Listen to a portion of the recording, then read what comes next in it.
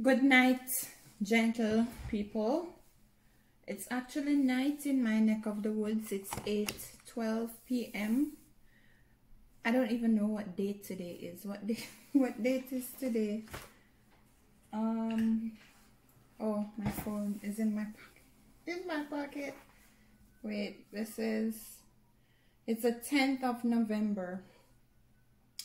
So November 10, 2023, 8:13 p.m. in, I was just about to say Okinawa, Japan. Oh my goodness.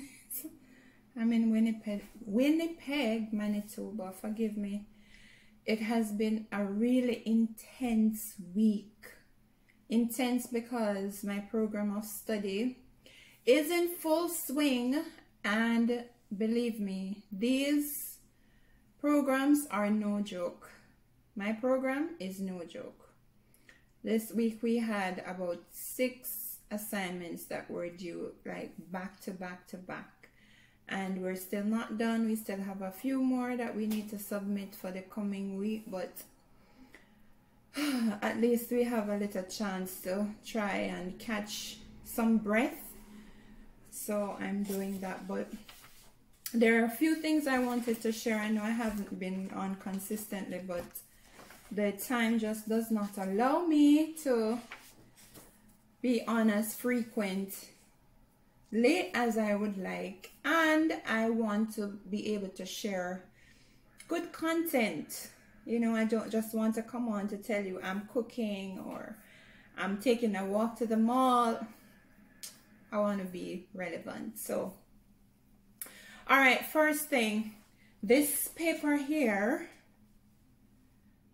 let me see if I'm not gonna make it too, okay, I'm not gonna show you because there's some information on it that might, you know, I don't need to be showing the world. But this paper that I'm holding in my hand, if you can see the Manitoba on it. Yeah, I don't think I showed you any of my personal information. So this is actually my driver's license. Yay!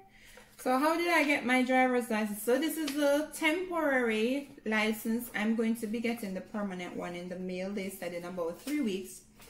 So I did get my driver's license without driving and without doing any without doing any kind of testing. I just went in. They were like, oh my goodness, you are so fabulous, let's just exchange your license. No, sorry, it didn't work that way. So I had my Japanese driver's license, and this is one of the things I was looking into before I came over. So I knew that I could transfer my Japanese license to Manitoba license. So I was checking out the process when I just came here, but then shortly after, the office that processes the license, they went on strike, and so I just was not able to get it done. But they're back at work, thankfully, and so I just went in and got my license finally. So if you are in Japan or you know someone in Japan who's coming over to Manitoba, each province is different. If you're going to another province, you may not be able to just transfer your license. You may have to do some testing.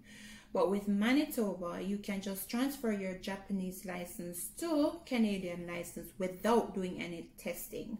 But you will need some documentation. So of course, you're going to need the license, the Japanese license, and it has to be valid. If it is going to expire within a year of you leaving Japan, you need to renew it so that you have enough time on your license for the processing. So make sure you get it renewed. So you have to have a valid Japanese driver's license. You have to get that license translated into English, because the information on your license, your Japanese license, is in Japanese. And the officers at the processing office for the Canadian, the Manitoban driver's license, they do not read Japanese. Most of them will not be able to read Japanese, if any. So you need to get it translated into English. And okay, so let me tell you where I translated mine before I go to the next document. So there are different offices that you can get it translated. I mean, everything can be a bit of a headache, a bother, just trying to figure stuff out.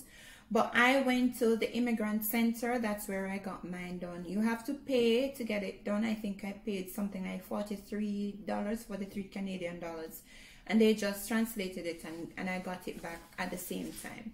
So you have to get the official translation. And the other thing you need to get is your driver license history certificate from Japan.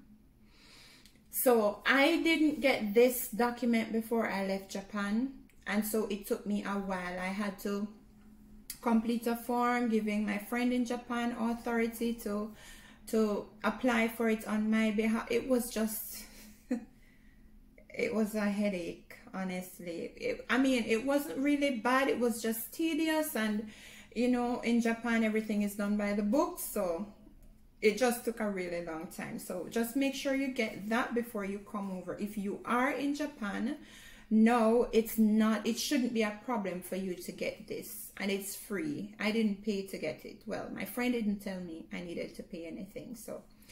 So you need those three things: a valid driver's license, the official translation of the driver's license in English. If you can get that done in Japan before you come over, then that's good. And then the driver license history certificate. Now remember, when you get this in Japan, it's going to be in Japanese. So they have the facility to give you the English version as well. So make sure you get the English version. Otherwise, if you get the driver license history certificate in Japanese, you will also need to translate that when you get it here in Canada. So if you have those, then you just take them to the office, MPI, Manitoba Public Insurance, and give them those documents, and they will give you your driver license.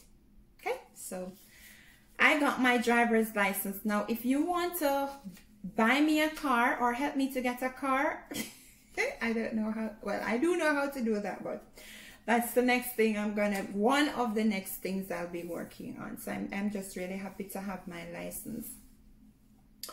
All right, so this thing here, I ordered it and I got it in the mail. It's very useful if you are in Manitoba in particular. Well, I guess anywhere in Canada it works, or anywhere that has snow, has a lot of snow.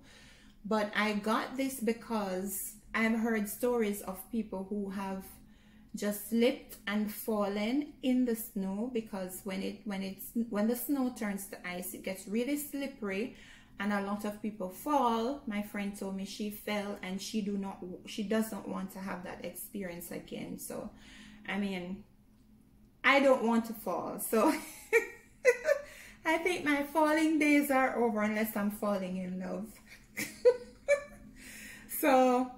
So I got this. It's called a cleat, C-L-E-A-T, and pretty much what it is you just put it on your shoe, whatever your boots you're wearing, or sneakers. If you're wearing sneakers, you just fit the sneakers in it, and then you actually wear it. And notice the bottom has the, I don't know what those are called, the prongs or whatever they are called. So these are actually supposed to help to grip, to hold the snow, so you shouldn't slip when you're walking. So if you're in Canada, specifically Manitoba, in Winnipeg where I am, these will be quite useful. So I haven't really used them yet because the snow has not been that much. It has been snowing, but it's melting, so it's not really building up so much. So I haven't really used them, but I walk with them every day. I have them in my bag because I just want to be prepared. So if and when I need to use them, I'll have them ready. So they're always in my bag. And the last thing I want to share is about your heater. So I found this out yesterday. Now my hydro bill is usually $26 something. Let's round it up to $27. So that's what I pay on average for my heater bill. So I thought that would continue, like I would pay that continuously throughout the year. Yesterday when I got my notification for my hydro bill, it was almost $100. What? So I suspected that what happened is because I've had my heater on constantly. I haven't turned it off, not even when I'm not in the apartment. The heater is always on. So I am paying for my hydro bill is higher because I kept my heater on. So what I have done since last night, since I realized, I've just turned it off. Like in the nights I found it gets really hot. At times I wake up and I'm sweating. So I really don't need to have the heater on. And then when I'm not here during the days, I should just turn it off. But these things I didn't know, you know. So some things you learn as you go, and this is just one of them that I have learned. So even as I'm sitting here now, my heater is not on, and I'm not cold. I mean, outside is maybe, let me see, I think it's round about where is it? I don't know where to find it on this phone. Oh, it's minus 1 degree. So outside it's cold, not that cold. It's not that bad yet. So I don't need to have the heater on yet inside the apartment. So just monitor that and make sure you turn it on only when you need to use it. If you don't need to, then just leave it off. All right, so you can save some money, and you can send me some of that money that you're saving, because I'm just so fabulous. All right, I just wanted to share those with you all quickly. Please keep me in your prayers. This schooling thing is intense, and this is, Lord, this is my final schooling. I said this when I was doing my master's, that I'm done with school, but here I am again doing another program. So, but God is faithful. So we continue to just trust Him and take the steps one by one. Yeah, so we do that. All right, so I will catch you guys another time, hopefully soon, and be blessed. Bye bye.